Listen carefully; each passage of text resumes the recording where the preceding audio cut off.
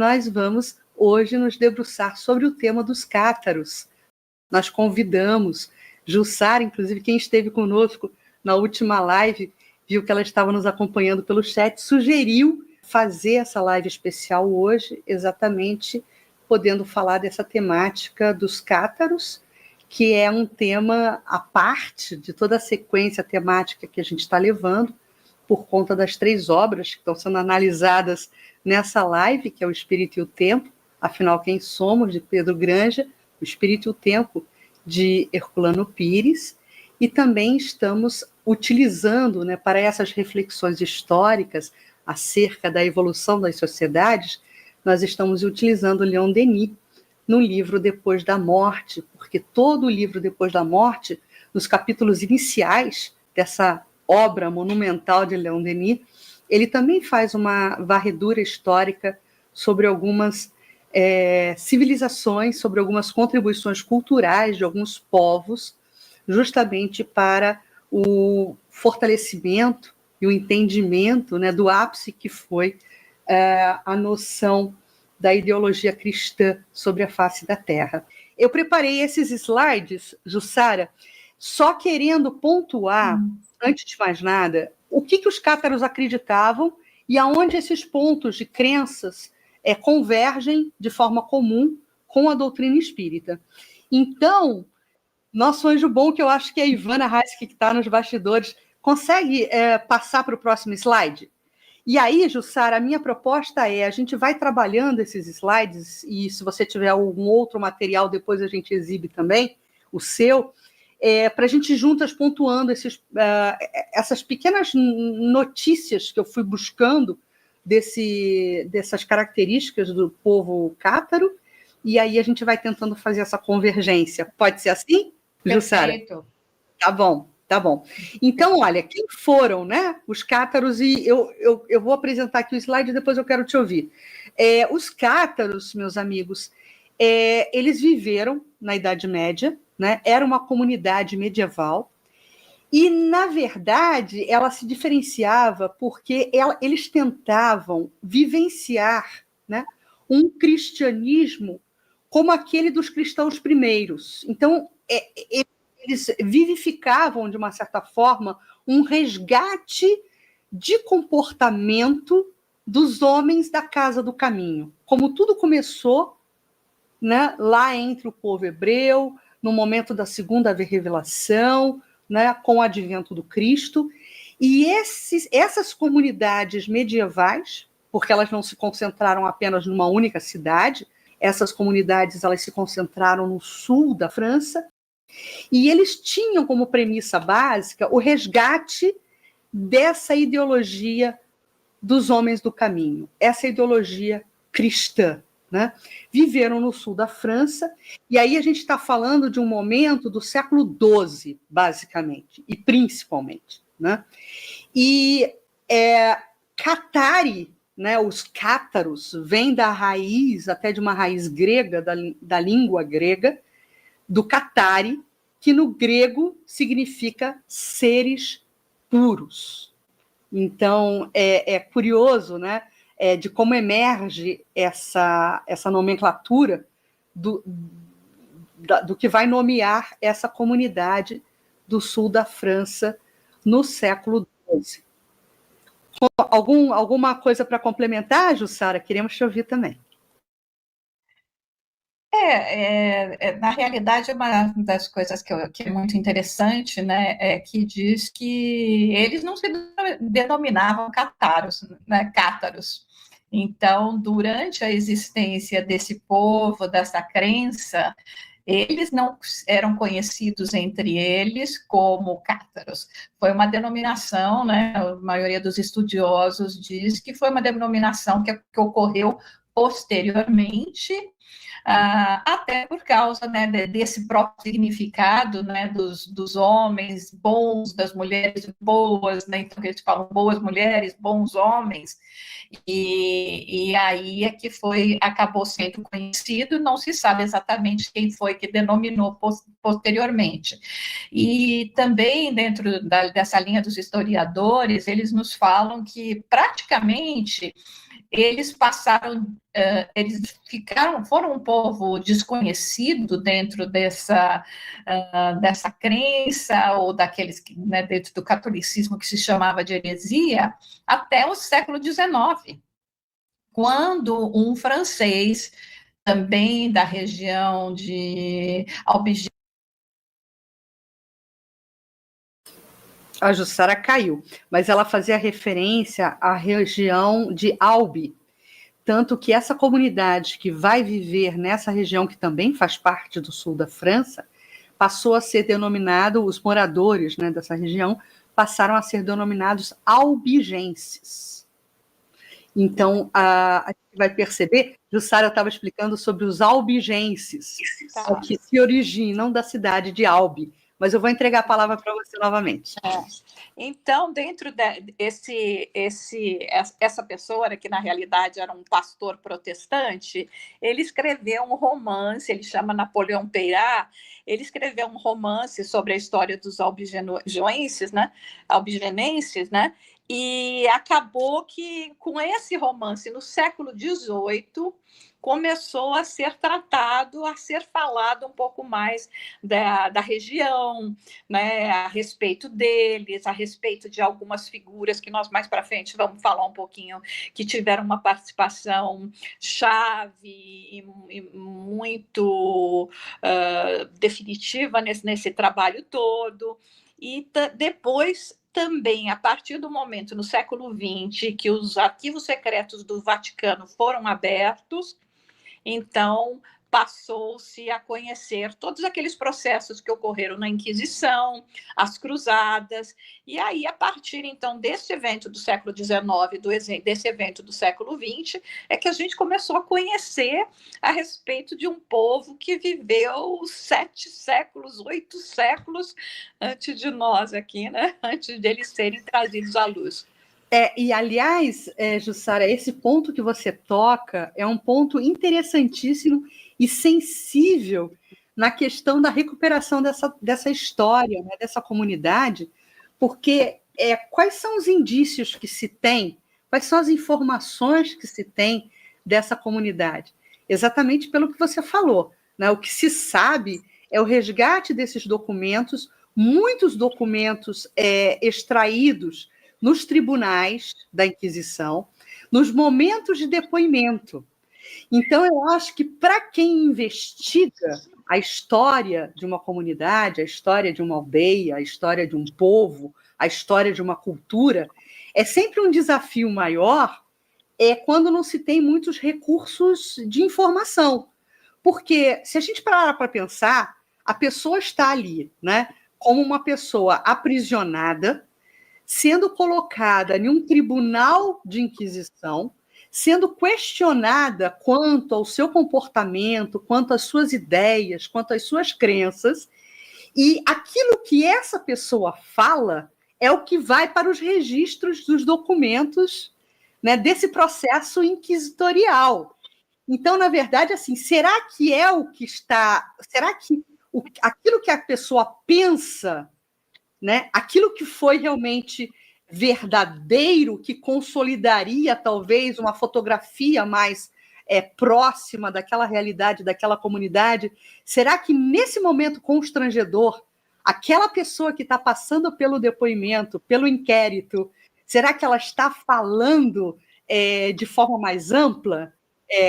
Ou está em sistema mais velado, omitindo algumas informações. Então, é bem interessante isso, né? Porque isso é uma característica dos estudos e das dificuldades que os pesquisadores passam quando eles estudam os cátaros.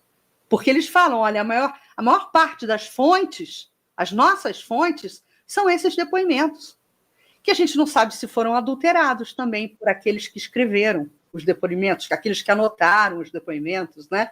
Então, isso eu acho que é um traço bastante curioso desse resgate que se tem das informações, né? Com certeza, Cris, porque a gente sabe que não só a dificuldade desses próprios registros, né, mas a conveniência, como você disse, né, o que é até que ponto é conveniente nós revelarmos certas coisas ou não. Obviamente, nós estamos falando aqui, né, justamente dessa fusão que houve do cristianismo com o Estado romano, né, onde dizia-se que na época havia, inclusive, várias vertentes, né, de como se praticar esse cristianismo, porque quando nós analisamos essa questão dos cátaros, né, ela vem mesmo antes do cristianismo, vem com os druidas, né, que a gente pode falar mais para frente um pouco, né, e já no próprio Evangelho de Tomé, como disse, ele vem trazer esses textos que foram resgatados também, a importância, né, da gente vivenciar esse cristianismo mais voltado para uma realização espiritual profunda. E foi isso, nessa documentação também, desse próprio evangelho, né, que os cátaros se basearam. E, obviamente, aqueles que acabaram, vamos dizer assim, cedendo, né, aos apelos do catolicismo nesse processo de inquisição, não necessariamente estavam tão firmes na sua fé, né? Verdade. Mas então, Jussara, só para a gente fazer essa varredura inicial, eu vou pedir para o nosso anjo guardião, Ivana, passar o próximo slide. Olha, a gente tentou aqui, nesse slide, dar uma noção de onde se localizava justamente essa região, né, dos cátaros, que é no sul da França. Vai ficar perto ali, quase na fronteira com a Espanha, né, com os Pirineus, né, a cadeia de montanha dos Pirineus, que forma ali uma fronteira natural com a Espanha. E, assim, é curioso, porque eu também tive a oportunidade de já estar nessa região, não na França, mas na Espanha, né, do caminho de Compostela, e a gente fica imaginando, né, o quanto de energia, né, o quanto de impressões, né, o quanto de psicosfera se tem nessa região. Não só porque toda essa região do sul da França foi o local, né, de habitação dos cátaros, como hoje em dia se faz rota também de inúmeras peregrinações, né, para Santiago de Compostela, porque as pessoas que fazem o caminho, né, de Compostela, muitos optam pelo caminho francês, que ganha esse nome exatamente porque começa nos Pirineus, no sul da França. Então, digamos assim, uma região muito marcada pelas peregrinações, inclusive, da Idade Média, e pelas peregrinações que ocorrem até os dias de hoje, né? E ao lado desse mapa, né, que a gente tenta situar aí a região, né, ocupada pelos cátaros, a gente vai ter a cruz cátara, que essa é uma cruz característica, né? Diferente da cruz cristã. Aliás, Jussara, se puder comentar para a gente, os cátaros, eles meio que rechaçavam todos os símbolos católicos, não é isso?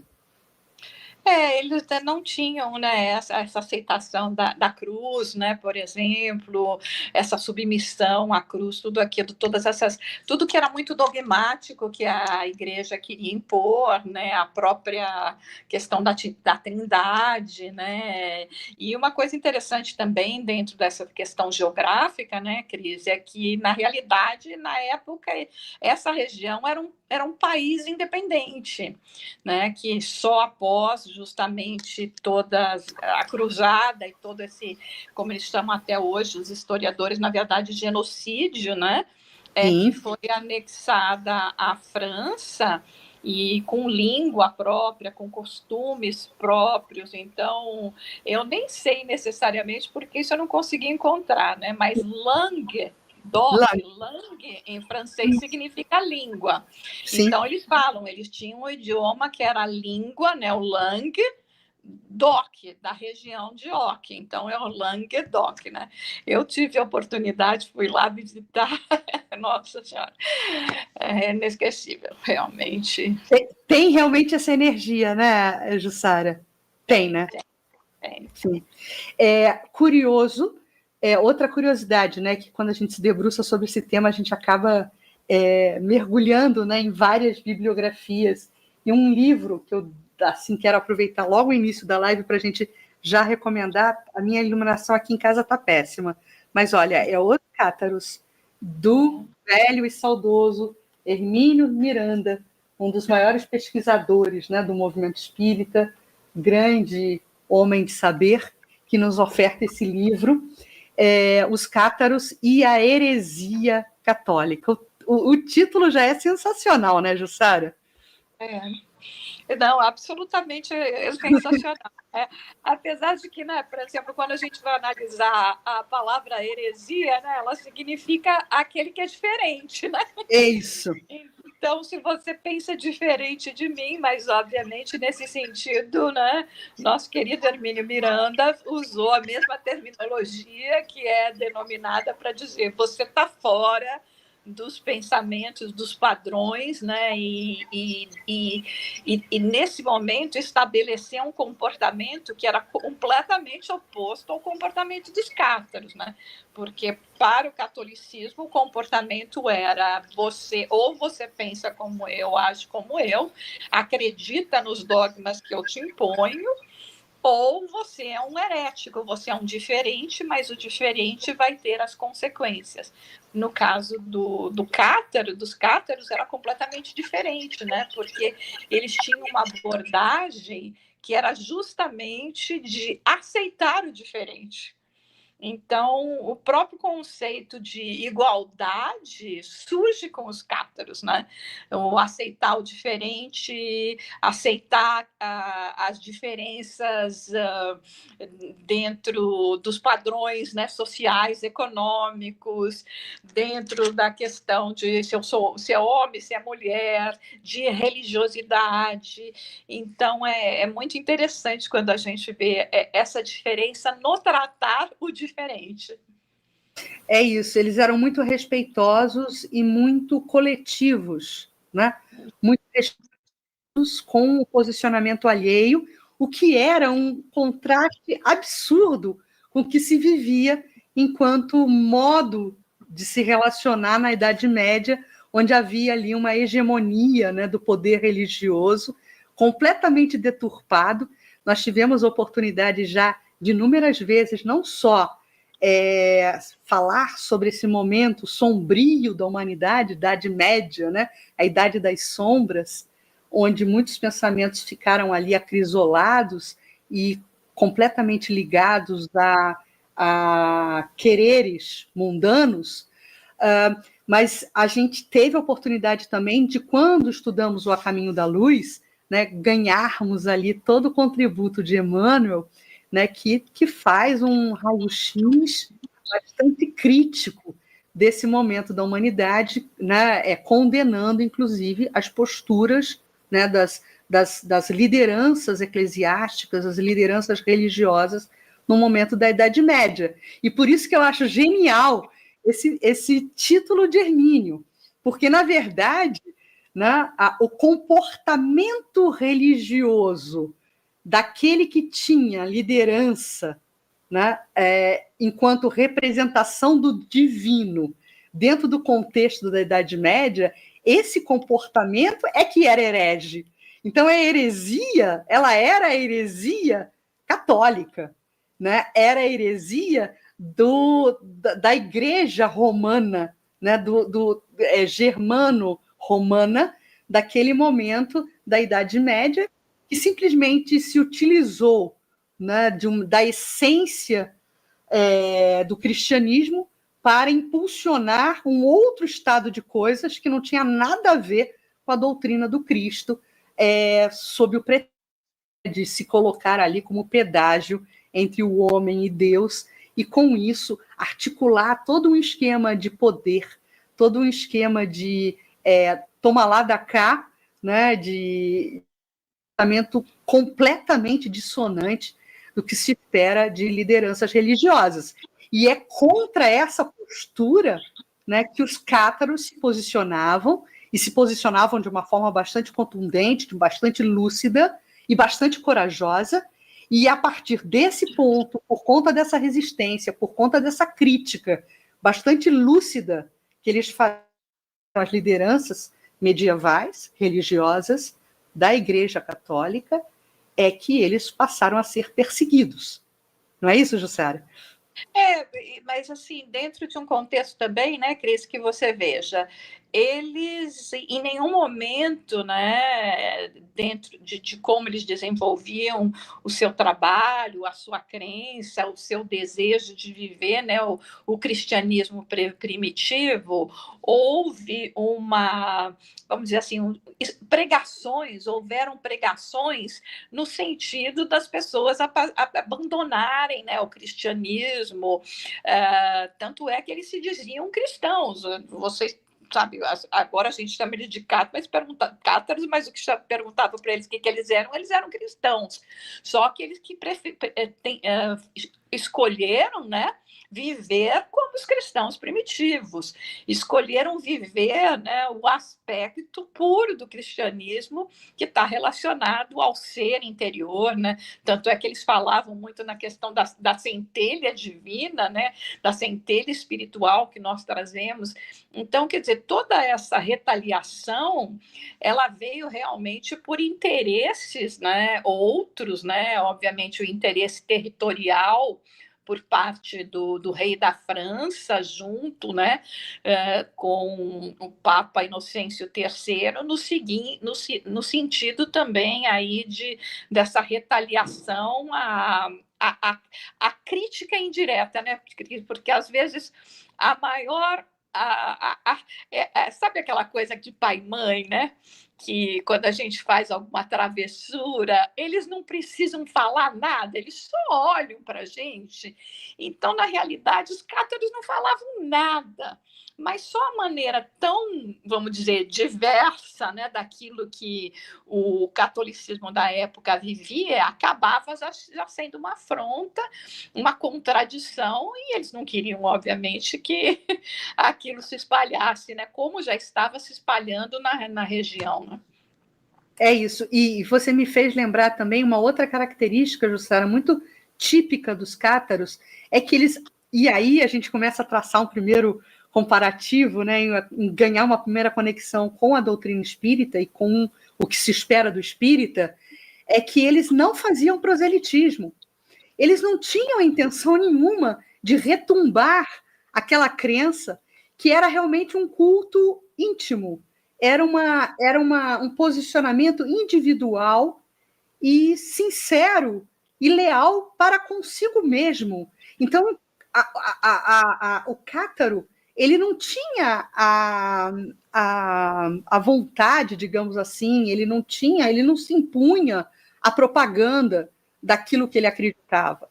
Ele não saía retumbando pela Europa, ou pela França, ou pelos países vizinhos ali na fronteira com a Espanha, por exemplo, a sua própria crença. Ele não tinha essa necessidade do proselitismo, o que é algo que também se verifica não só por orientação de pureza doutrinária, né, de uma diretriz que nos é dada pelo codificador Allan Kardec, que o espiritismo ele não precisa de proselitismos e de prosélitos, mas que esse culto deve ser um culto interior, né? No momento onde toda a religião a prática religiosa já estava pautada no culto exterior, os cátaros buscavam esse culto interior com a ausência do proselitismo. Não é isso, Jussara? Nesse sentido, eu sempre gosto de lembrar nosso querido Raul Teixeira, né, quando ele fala que ser espírita não é para quem quer, é para quem aguenta, né? É isso. Nesse sentido, né, e fazendo essa junção com a proposta espírita, né? Então, por exemplo, né, a forma de eles serem conhecidos e os seus, né, a sua maneira de agir, o seu pensamento nessa volta ao cristianismo primitivo, ela era totalmente feita através da ação. Né? Então, como eles saíam aos pares, como orientou Jesus, né? Sair aos pares, eles saíam aos pares, iam por toda essa região que a gente está vendo aí no mapa, né? Que eles passavam por todas essas regiões, chegavam nessas aldeias e buscavam estar perto da miséria humana e ver onde é que eles conseguiam servir. E nesse sentido de servir, né, e de entender que o mais importante era realmente a ação, mais importante do que a palavra, então eles não faziam uma pregação, mas eles entendiam que cada um de nós tem esse anseio por se melhorar. Então, dentro do exemplo que eles podiam dar, né, da sua própria vivência, em tudo aquilo que eles estavam realizando pela comunidade, aldeia a aldeia, porque eles iam lá, ensinavam a plantar, ajudavam nos trabalhos, né? Era uma sociedade extremamente ativa nos trabalhos e não uma sociedade monástica, né? E então ele dizia, aquele, né, que tiver dentro dele o germe, né, de estar aberto a esse tipo de exemplo, né, de buscar por si mesmo o desenvolvimento, ele já vai estar, então, assim, em sintonia com aquilo que eles vinham praticando e que podia ser observado. Então, eu acho isso muito lindo, né, porque é a mesma coisa que às vezes as pessoas falam, né, mas por que o centro espírita não está cheio de gente e tudo mais? Por que a gente não fica trazendo? E cadê os números? Porque não se trata de número, né? Tem esse entendimento que se você não tiver com, vamos dizer, com a sua sementinha no momento certo para ela germinar, você vai estar recebendo adubos, nutrientes necessários para crescer, mas ainda vai levar um tempinho. Então, existe essa conscientização, que é a conscientização que o próprio espírita tem também, né? A gente informa, a gente avisa onde é que é, mas o crescimento vai por conta de cada um, né? E tinha muito dentro do bojo do cotidiano, acredito que dos cátaros, justamente essa vontade, essa iniciativa de associar a fé a uma ação caritativa, né? A gente preparou uns outros slides aqui, Jussara, só para a gente ir, de uma certa forma, classificando até alguns tipos bastante característicos dentro da comunidade cátara, né? E qual era essa crença. Pode passar para o próximo. As paisagens eram lindas, né? As edificações, os vales, né? Então, qual era o objetivo, né, da vida de um cidadão cátaro, né? De uma pessoa cátara? Era renunciar aos prazeres e tentações do mundo. Então, eles efetivamente acreditavam nessa dualidade, né? Entre o bem e o mal, né? E eles viam as encarnações, eles acreditavam nas vidas sucessivas, na reencarnação e nas vidas sucessivas, o que é também um pilar básico de entendimento nosso, doutrinário, e acreditavam, né, que para que as encarnações era o meio pelo qual o indivíduo conseguia evoluir, né? Então, essas encarnações repetidas facultavam o indivíduo de volta ao céu. Era dessa forma que eles traduziam, mas a gente está falando aí de um outro pilar básico do entendimento espírita, que é a perspectiva da evolução e da lei do progresso, que é inexorável. E dentro dessa comunidade, havia ali uma hierarquia, né? uma classificação, diria eu, desses indivíduos. Então, a gente tinha os perfecti, né, aqueles que haviam renunciado ao mundo, que seriam aqueles indivíduos totalmente voltados para a religiosidade, para a prática religiosa, para a liderança servidora religiosa. Então, eram os perfecti. Tinham, dentro da comunidade também, os crentes, que ainda interagiam com o mundo. Então, havia ali, nesse indivíduo, já um meio do caminho, um meio termo. Ele não abdicava totalmente dos prazeres do mundo, né? Não tinha a prática celibatária, mas trabalhavam insistentemente e de uma forma bem ordenada, de uma forma bem disciplinada, em busca dessa renúncia dos prazeres carnais, né? E tinham os simpatizantes, que eles não eram crentes, mas que ajudavam e apoiavam as comunidades cátaras. Então, seria aquela pessoa híbrida ali, né? A interface com o mundo, diria eu, né? Então, eram esses três elementos. Você, nos seus estudos, Jussara, você chegou a alguma outra classificação?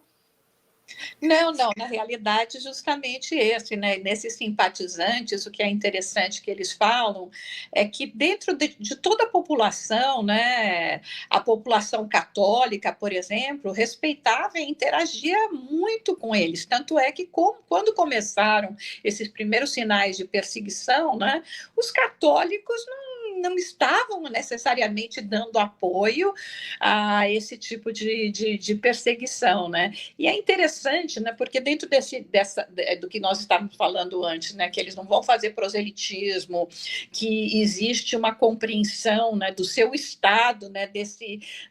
Do que você traz no ser em termos dessa busca por esse melhoramento, né? Justamente desses níveis que a gente é capaz de conquistar em determinada reencarnação. Então, esses que são os perfect, que praticavam lá o consolamento, lá aquela coisa toda, né, a imposição de mãos, né, eles já tinham a condição de levar essa vida completamente vegetariana, pura, celibatária, né, mas entendiam a necessidade dos outros e com isso não havia assim, né, porque também não havia uma hierarquia, tanto é que o que não os caracteriza como seita é exatamente o fato de eles não terem uma hierarquia, né? E isso foi muito importante na época, porque com a perseguição, a igreja querendo colocá-los como uma heresia, sim, mas não podia dizer que eles estavam formando uma outra corrente religiosa ou uma seita, porque não havia essa questão de hierarquia, né? Como a gente tem também no espiritismo, né? Ela acaba ocorrendo pelas suas ações e não por suas posições, né? Por essa ação, por uma ação colaborativa, uma rede de ações compartilhadas, mas não há nenhuma hierarquia de cima para baixo, né? Quando muito, né, e é necessário que haja, nós temos a nossa casa máter do espiritismo no Brasil, que é a FEB. Aliás, Jussara faz parte, né, desse contexto, ela nos representa e lidera toda a questão da gestão, né, do espiritismo no mundo, né, como o Conselho Espírita Internacional, né, é a pessoa responsável por essas diretrizes que são necessárias para que haja a observância e a preservação, né, da pureza doutrinária, mas que não há nada linear de cima para baixo e tudo que se faz são orientações, né, respeitando-se as localidades, as características de cada região, né, estimulando-se as vocações e as tendências, mas e eu vejo como o movimento espírita se movimenta, e aí a gente vai encontrando nesse movimento também muitas semelhanças com esse modus operandi, né, das comunidades cátaras. Agora, um próximo slide, por gentileza, Ivana. Os cátaros, eles, como já tínhamos falado anteriormente, né, Jussara? Os cátaros, eles rejeitavam os ensinamentos, né, da Igreja Católica, aqueles mandamentos, né, acrisolados, né, tidos como imorais. E a maioria dos livros da Bíblia, então eles não seguiam a Bíblia, não seguiam o Antigo Testamento e o Novo Testamento também não. E do Novo Testamento, eles valorizavam apenas, se não me engano, o Evangelho de João. Se viam inspirados pelo Evangelho de João. Eles sequer não adotavam Paulo de Tarso, as cartas, nada disso para eles servia como fonte de inspiração, né, de crença, de fé. criticavam veementemente a igreja pela hipocrisia, pela ganância, pela luxúria do seu clero e a riqueza e aquisição de terras. Não é de se surpreender que, justamente com essa postura crítica, né, os cátaros foram condenados como hereges porque passaram a incomodar um status quo vigente pela Igreja Católica e foram massacrados, e aí a gente já tem, sim, uma data pontual histórica muito importante, que foi a Cruzada a Cruzada Albigense, que vai ocorrer entre 1209 e 1229. E essa cruzada foi, né, como nos disse Jussara, uma onda horrorosa de morte, de assassinatos, eles foram dizimados, e essas cidades devastadas, e as plantações também dos cátaros devastadas. Aliás, a Jussara falou isso, né, Jussara? Eles eram pessoas operantes, eles eram pessoas rurais, muito ligadas à terra, eram pessoas produtivas, tinham plantações, economicamente muito ativos. Sobre essa cruzada albigense, Jussara, você gostaria de comentar alguma coisa? A tristeza, né, dos vários interesses, né, Cris? Porque nós falamos do interesse da própria igreja, né, do romana, né, ou do Inocêncio III nesse sentido, também do rei da França, mas que coincidiu também com um fracasso do próprio Simão de Montfort na última cruzada, que ele estava voltando da cruzada lá de Jerusalém, dos muçulmanos, onde ele não tinha tido muito sucesso, ia ter que voltar para Roma meio fracassado, e no meio do caminho ele foi pego com essa solicitação, o que foi uma coisa que ele aceitou rapidamente para poder levantar o seu moral e dos seus companheiros que seguiram, né, com ele na cruzada, e foi com a mão completamente pesada pelos seus próprios interesses. Então é muito triste, né, ver esse jogo de poder, mas como a gente aprende pela história, né, e é por isso que eu acho que é muito importante o que nós estamos falando aqui hoje, né, Cris? Até porque nós estamos falando do aspecto espiritual, do crescimento espiritual. Então, como dissemos antes, já com dentro dessa crença, raízes que vieram, se a gente for ver até aqui dentro desse asceticismo todo, né, do próprio budismo, né, do hinduísmo, é verdade. não viver além das suas necessidades. Então, eles tinham voto de pobreza. Voto de pobreza não é viver na vida da miséria, né? É você viver com aquilo que te basta, né? Com aquilo que é necessário dentro de um conceito do que é necessário mesmo, não do nosso conceito, às vezes, né? Do que a gente acha necessário. Então, eu acho que dentro desse processo, né, e como eles, né, eles foram, e até o ponto mesmo, né, do Amaury lá, aquela que estava tratando junto com o Papa, né, de dizer que quando não conseguia mais separar, porque não conseguia mais dizer quem era cátaro, quem não era, mata todos, porque Deus vai saber quem são os seus, né? E agora tem uma parte que eu queria fazer, Cris, que eu acho que é muito interessante depois, aí você vê quando é conveniente, para a gente falar sobre Inocêncio III. Tá? Eu acho que ele foi o iniciador, né, desse levante, digamos assim, né, dessa estratégia de conter os cátaros. Então, acho que a gente pode falar dele agora. Cara. Fique à vontade. Então, o Inocêncio III, né, na realidade, ele é conhecido como um dos papas de maior prestígio, né? E ele iniciou as Inquisições, né? Mas nós estamos falando do mesmo Papa que deu permissão a Francisco de seguir na sua tarefa. Então, eu fico aqui pensando, né?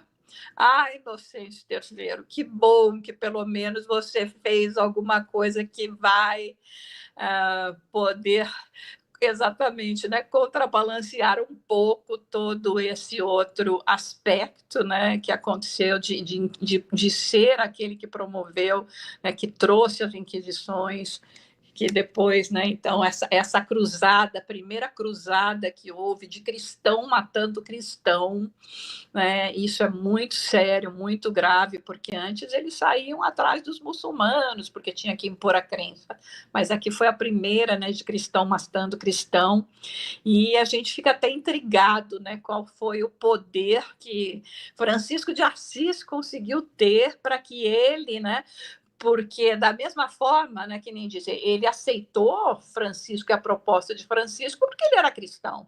Os cátaros eram cristãos também, porque Francisco não queria impor nenhuma ordem, criar nenhuma seita. Os cátaros também não queriam impor nenhuma ordem, criar alguma seita. Mas o momento, talvez, né, que já foi bastante próximo da sua morte, né, a admoestação que ele recebeu e sentiu, intuiu do plano espiritual, mas então a gente está falando do mesmo Papa, né? É muito intrigante tudo isso, né, Cris? Muito curioso. E aí é curioso, e assim, a gente, como você muito bem falou, Jussara, a gente percebe a presença, né, dessa gestão espiritual. Porque como pode, né, uma pessoa, né, que ali a mesma individualidade, a mesma personalidade, ceder, né, para Francisco e, de uma certa forma, determinar uma cruzada, literalmente, tão contundente contra os cátaros, né? Porque ali foi uma matança geral. Né? Eu vou pedir para a Ivana, até porque a gente está falando dessas características e dessas gestões religiosas, Ivana, passa o próximo, porque a gente já meio que pincelou aí algumas características, o que tá nesse slide já foi comentado, a gente pode passar para o próximo. Inclusive, essa é uma pintura, né, que retrata o Concílio de Nicéia, que vai acontecer em 325 depois de Cristo. Né? Esse concílio ele foi convocado por Constantino, que foi o primeiro imperador cristão de Roma. E o que o Concílio de Nicéia tem a ver com a questão dos cátaros, né? Dos cátaros, porque eram nesses concílios que eram estabelecidos os dogmas. E mesmo depois, né, dos concílios, a interpretação de cristandade competiu, né, com outras interpretações religiosas por séculos. Então, os denominados movimentos heréticos da Idade Média eram justamente esses entendimentos e essas visões de mundo que contrariavam os concílios, que nada mais era do que um encontro político de acertos de interesses, né, dentro desse poder eclesiástico. Então, os denominados movimentos heréticos da Idade Média, como os bogomilianos, que também eram comunidades que se assemelhavam, né, aos cátaros, os próprios cátaros, os valdensianos, e aí esses movimentos vão ganhando nome e tendo em seus radicais o nome das individualidades, das lideranças que impulsionavam esses movimentos. Então, valdensianos, os bogomílios, né? Então, vão ganhando esses nomes. Constituíram simplesmente desafios tardios para a Igreja e tiveram grande significado porque foram os primeiros movimentos a se firmarem eles mesmos como uma legítima alternativa ao catolicismo. E aí, Jussara e amigos que nos acompanham aqui nessa série do Afinal, Quem Somos? Somos um espírito no tempo ou não, né? A gente fala o tempo todo, né, dessas... Jussara também já trouxe hoje para a gente, dessas heranças, dessas outras doutrinas, né, as doutrinas asiáticas, o hinduísmo, né, os Vedas, e os egípcios, e todos esses cultos iniciáticos, todos eles vão trazendo contribuição. Eu costumo dizer que que eles sejam assim como se um caleidoscópio. Quando a gente coloca o nosso olhar sobre o caleidoscópio, cada um vai ver, né, as figuras de uma forma diferenciada de acordo com a incidência da luz. Mas todas essas doutrinas fazem parte de uma única doutrina secreta, que ganha convergência, inclusive com a doutrina espírita. Então, os cátaros, e aí, Ivana, você pode passar para os próximos slides, eles trazem alguns pontos de fé, né, eu intitulei dessa forma, que se assemelha muito à doutrina espírita. E aí eu vou pedir para a Jussara comentar. Eu vou só citando aqui, Jussara, e eu quero ganhar a sua contribuição. Eles reconheciam, os cátaros, o princípio feminino no divino. Então, Deus possuía para os cátaros ambos os gêneros, macho e fêmea, feminino e masculino. E o aspecto fêmea de Deus era Sofia, também reconhecida pelos gregos, né, como sendo o ícone da sabedoria. Esta crença, ela encorajava a igualdade dos sexos nas comunidades cátaras. De novo, né, a tendência de vivência em comunidade. É interessante isso, porque os povos primitivos tribais também tinham essa adoração a uma causa primária, né, Jussara, dentro da estrutura do politeísmo, mas era curioso porque sempre se tinha, dentro das tribos primitivas, também essa referência de Deus ser uma figura feminina. Você gostaria de comentar alguma coisa sobre isso? Eu acho que é muito interessante, né, quando nós vamos tratar e ver justamente a postura dos cátaros, né, em relação a essa questão de igualdade de sexos, né, e de posicionamento, né. Então, as diferentes tarefas que cada um exercia, o próprio reconhecimento que eles tinham da sensibilidade feminina, né. Então, que não só elas também trabalhavam na arte do plantio, de ser tecelões, e de também sair, né, fazer todo o processo iniciático, sair também, eu não vou dizer na pregação, mas na ação, né, pelas diversas aldeias, e justamente derivado dessa crença, dessa visão, né, de entendimento até de reencarnação, né, Cris? Porque isso é entendimento também de reencarnação.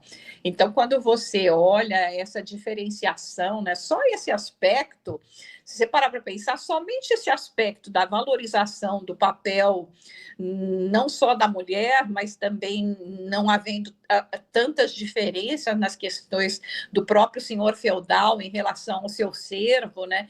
Tudo isso já era uma agressão extremamente direta à igreja, né? Quando a igreja, como diz naquela época, a consideração que tinha a mulher era nenhuma, né? Você vem aonde a mulher exerce as mesmas funções, em que eles estão vendo justamente o ser espiritual. Né? O que é o ser espiritual? O que ela pode fazer? Isso realmente me encanta, né? Porque eu acho que é uma proposta que nós temos também, né? Nós vivemos as experiências nos corpos físicos que são necessários para a gente, mas não significa que nenhum é melhor do que o outro, né? E então essa postura de Deus como criador, como gerador, né? Ela vai estar sempre conectada à figura feminina essencialmente, né? E na sensibilidade do amor, né? Se tem um amor na Terra, dentro de um planeta aí de provas e expiação, né? Expiações passando por um monte de regeneração, que a gente pode pensar o que seria talvez 1% do que a gente pode sentir do que é o amor de Deus. É o amor maternal. Então, é o amor que chega mais próximo, né? Ainda que muito distante daquilo que é o amor de Deus, né? É verdade. Conjuga renúncia, dedicação, né? Enfim, várias virtudes, né, que a gente reconhece dentro desse amor divino, né? É muito interessante isso. E os cátaros, dentro dessa questão de fé, né, de crença, eles também resgatavam a ideia que a gente vai ver lá no Egito, né, da metempsicose, que tem correlação direta também com a reencarnação, que um espírito poderia continuamente renascer em outro corpo, né, até ele renunciar completamente ao mundo e escapar da encarnação. É interessante porque como essa crença da fé cátara surge, e essa dualidade do bem e do mal, né, isso os estudiosos apontam até como um entendimento quase que folclórico, dentro de uma alegoria, né, da relação do homem com o céu.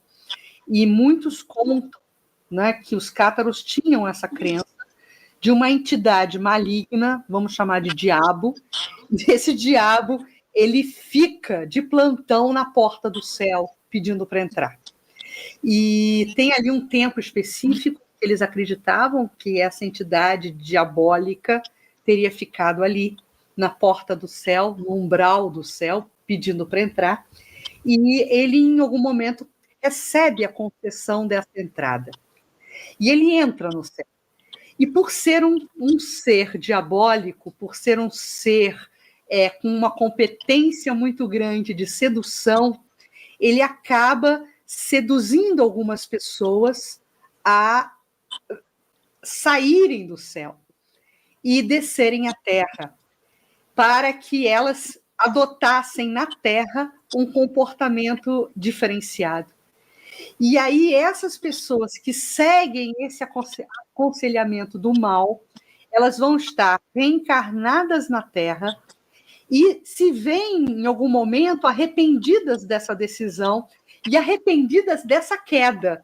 E aí a gente já começa a ver, dentro do folclore, né, que liga esse entendimento da reencarnação ou da justificativa da necessidade da reencarnação para o povo cátaro, a gente vai encontrar muitas semelhanças também com a doutrina, né, com o entendimento dos anjos caídos, por exemplo, né, que a gente vai ter também, né, dentro do entendimento religioso, desse folclore dos anjos caídos, né, que Lúcifer seria um anjo caído. Então a gente vai encontrando semelhanças nesses entendimentos.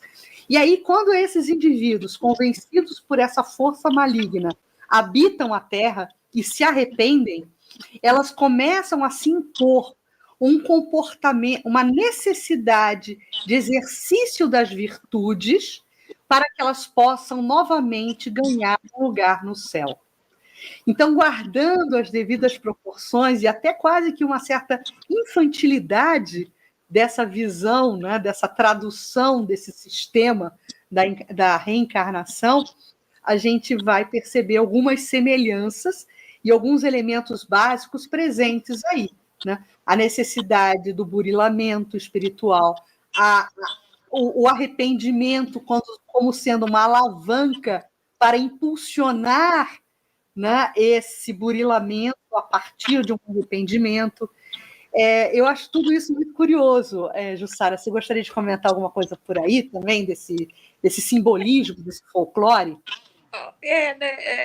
Cris, na realidade, não sei se aí é o espírito reencarnado que ou que conheceu, não sei nem se exatamente viver lá, né? Mas assim, você também vai vendo através de alguns estudos que tem um pouco de exagero nessa dualidade, né? E que sim, ela sofreu um certo desvio dependendo de região e de um pouco de passar do tempo. Porque essa dualidade, né, de bem e o mal, né, obviamente dentro desse sentido que se apresentou, assim, né, me parece também que, de uma certa forma, ela está muito relacionada àquilo que a gente também pode dizer, o que pertence ao espiritual, que é o bom, e o que pertence à matéria, que de repente é o mal. Então, de uma certa forma, aí eu estou falando mais do meu sentimento do que das pesquisas, né? Dos estudiosos, é mais assim que eu vejo, ainda que ela acaba sendo muito abusada e interpretada, especialmente hoje, eu acho que até para justificar, né, as ações que foram tomadas naquela época pelos interesses diversos, como sendo, veja, gente, era um pessoal que acreditava que o demônio foi criado, que podia competir com Deus, né? Então, nesse sentido, né, que eu sinto um pouco mais, né, essas questões, né? Mas então, como é a mesma coisa que a gente tem agora, né? Essas forças, né, que a gente tem dentro da gente, né? Do que da voz da consciência, né? Para que lado você vai, né? Então ele está em você nessa dualidade, mas cabe a gente determinar, né? O sentido, a direção, né? E era né, o pensamento maniqueísta, era o pensamento lá do bogomilismo também, né? Que, aliás, a palavra é linda, né? Significa Deus querido. Eu achei muito lindo quando eu fui olhar isso, né? Deus querido, muito bonito. Verdade. E assim, só para a gente sublinhar, né? Quais são os conceitos do Espiritismo a respeito desse aspecto que a gente está trabalhando aqui? O mal não existe. O mal seria a ausência do bem, porque Deus não criou o mal. Deus criou filhos plenos de potencialidades, com a sua filiação divina, sendo repositórios de possíveis virtudes. Nós somos sementes de anjo. Então, não existe a criação do mal por parte de Deus. Existe o descumprimento da lei natural. Né? E aí o comportamento vicioso que navega nessa esteira do que contraria a lei natural. Mas isso está totalmente correlacionado com o fato de sermos felizes ou infelizes. Então, o que a doutrina espírita entrega em termos de consolo, em termos de entendimento libertador, é que não existe o mal, existe a ausência do bem, a ausência da nossa mobilização das nossas características de filiação divina.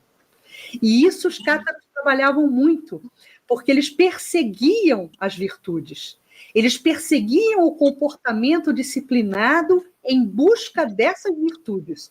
Isso era uma característica muito contundente nos cátaros. Ivana, passa para a gente o próximo slide, porque aí a gente já tem outros elementos aqui para a gente trabalhar sobre características. O vegetarianismo, Jussara, você comentou isso, né? A ligação deles com a natureza e o respeito com a natureza também era profundo, né? Sim, né? E, na realidade, é até interessante, porque diz que esse vegetarianismo ele se dava a uma completa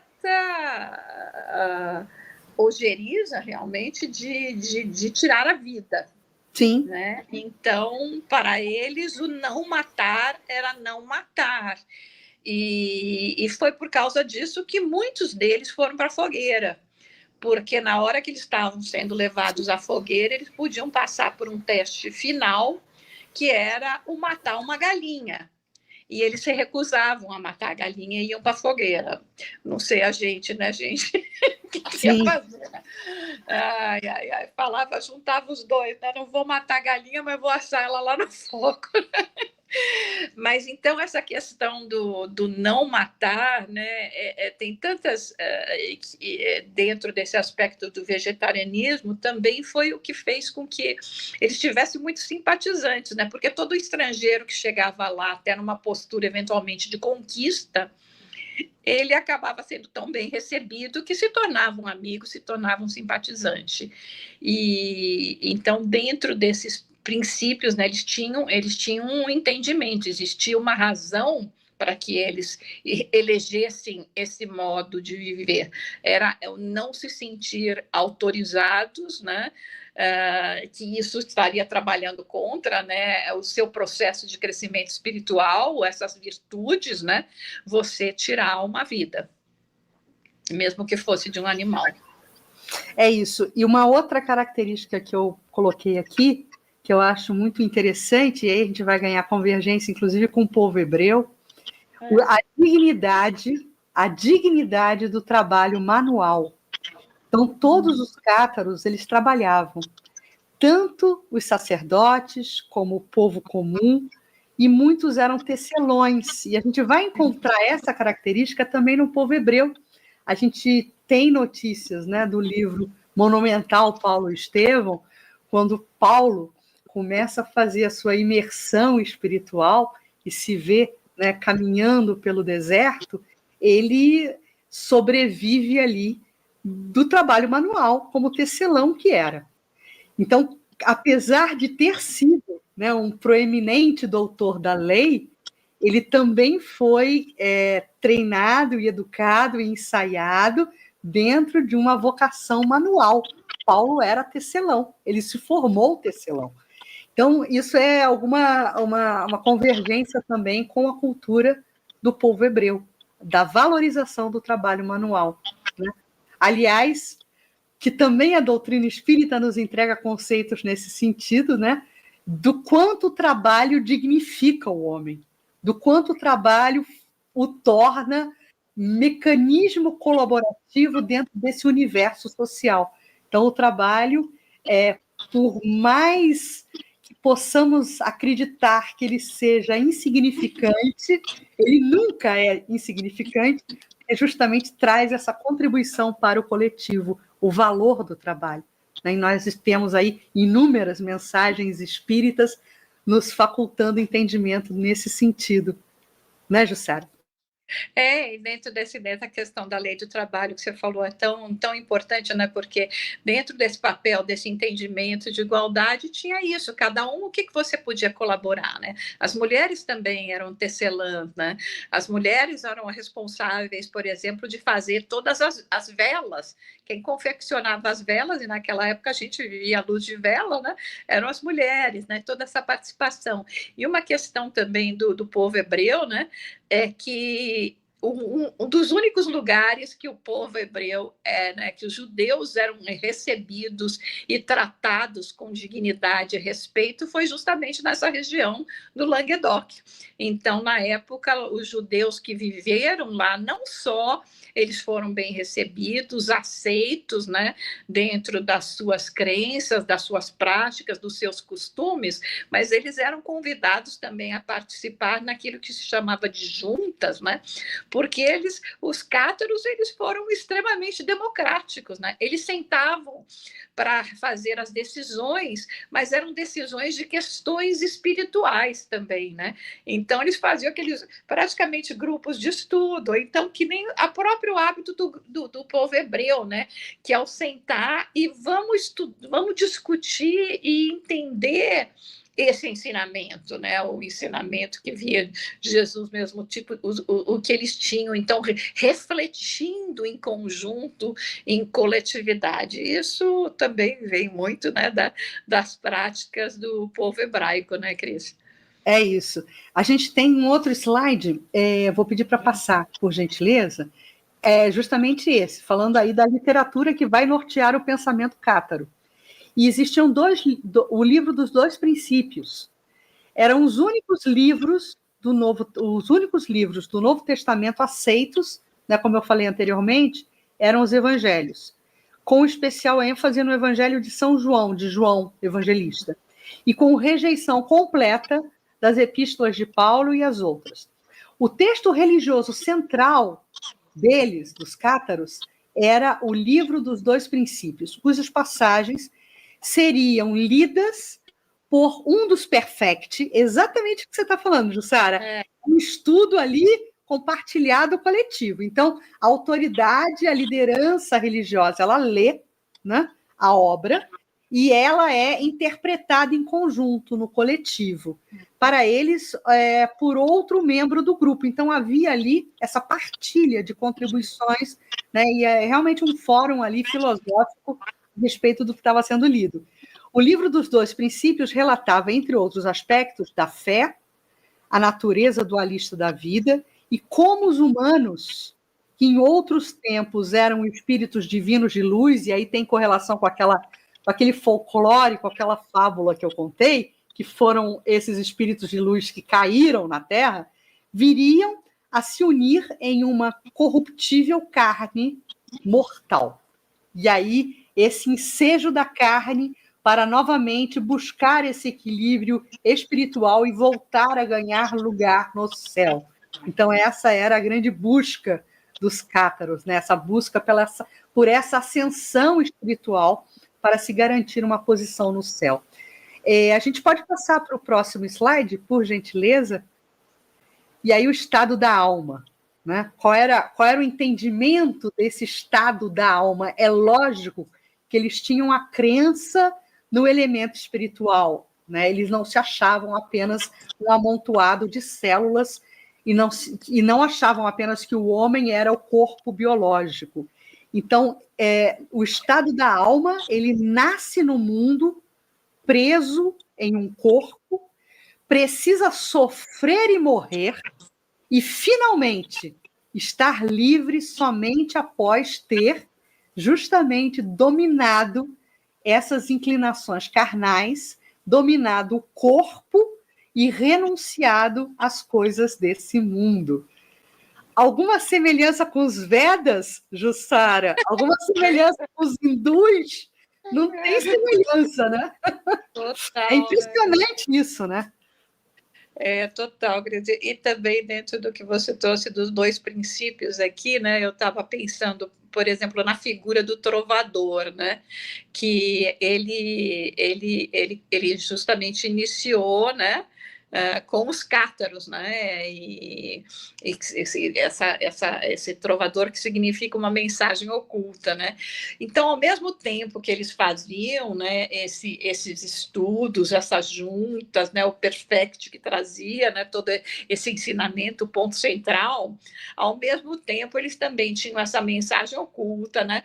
Essas metáforas que eram elaboradas em forma de poesia, em forma de música, que eram passadas, né, que eram disseminadas assim, mas sempre nos instigando a ir além das palavras, né? A penetrar fundo nas suas interpretações, né? Então, por exemplo, dizem que tinham músicas, por exemplo, que ele falava de uma dama que estava lá com o cavaleiro e essa dama representando a alma, porque ela ia levar o cavaleiro à transformação. Então, é muito interessante esse processo também socrático, né? De fazer você, né? Você não socrático exatamente, mas vamos dizer, de instigar a sua mente a trabalhar, a fazer você refletir nas interpretações daquelas palavras e, ao mesmo tempo, né, para aqueles que não tinham ainda essa possibilidade, né, eles não iam conseguir chegar nessa profundidade. E muito interessante que eles, quando falam dos trovadores, eles dizem, né, os estudiosos, que tem uma canção, uma das últimas, já da última fase dos cátaros, de um trovador que ele fez, e que, inclusive, a música, as batidas dela, elas são muito semelhantes ao que viria a ser depois o hino da França, a Marseillaise. Mas na sua poesia diz que ela contava a respeito de um loureiro, né, uma árvore, né, do loureiro, e o loureiro era esse símbolo que eles colocavam nas grutas que eles se reuniam de iniciação. E aí essa canção dizia o seguinte: que embora a árvore estava desaparecendo, né, devido às perseguições, ela deixaria uma semente que floresceria novamente 700 anos depois. E aí, né, gente, 700 anos depois, século XIX, aí a gente vem aqui, né, quando nós começamos falando do quê? O que trouxe ao mundo à descoberta dos cátaros. O Napoleon Peyrat que escreveu esse romance, ainda que é muito romanceado, muita coisa que diz que ele teve realmente essa liberdade poética, mas, acima de tudo, na sua...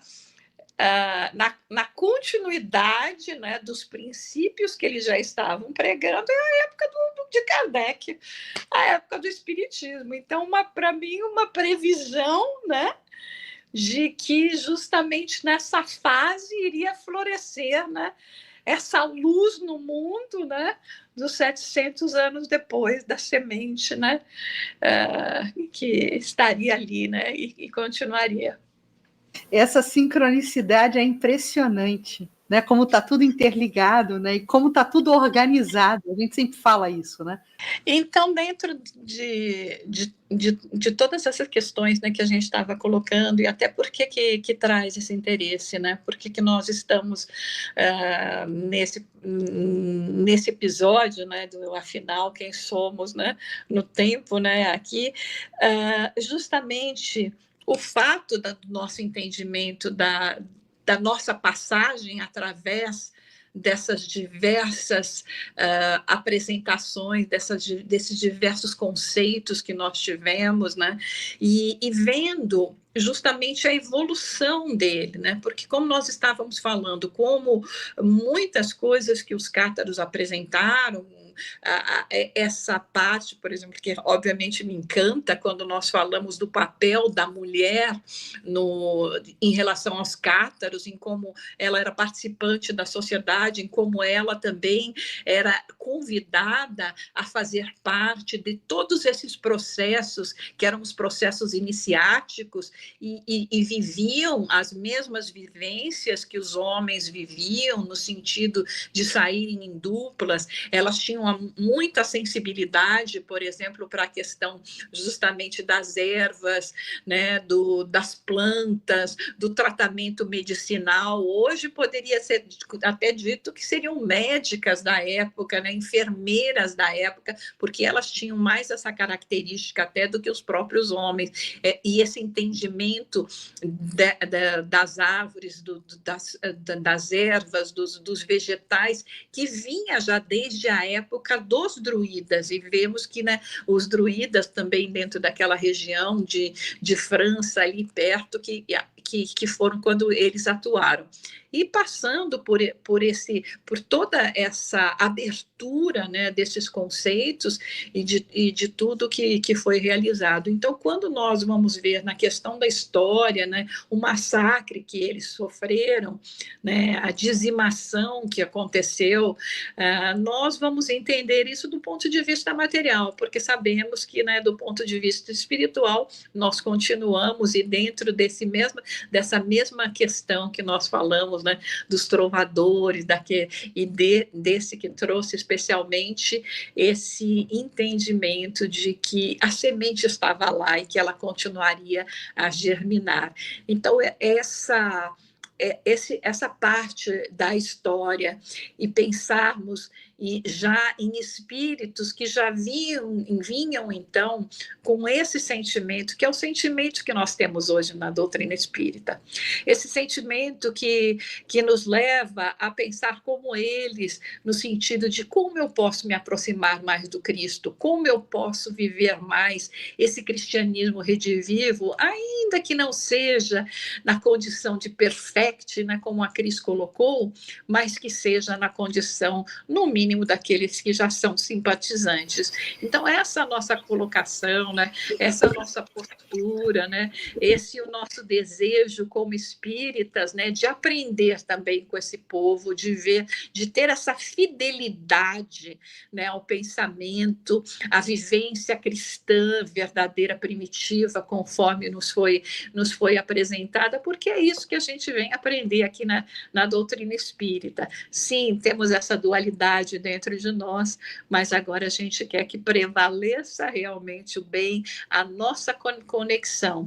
E o interessante é que quando eles faziam essa cerimônia, né, que eles tinham lá essa cerimônia, que era a cerimônia que marcava, né, justamente esse consolamento que dizia, né, como um simbolismo, né, marcava aquele momento como se fosse um batismo espiritual, né, que ia simbolizar essa purificação, esse compromisso espiritual, né, esse compromisso que a gente teria em seguir esses preceitos mais puros, né, ele era feito com um passe, com uma imposição de mãos, né, pelos perfectos, né? E então estávamos aqui falando algumas coisas, Cris, daquilo, né, passando um pouco naquilo que nós já tínhamos falado durante aqui a nossa live. Maravilha, Jussara. Eu fui caída, né? Eu fui caída pela internet, mas consegui voltar.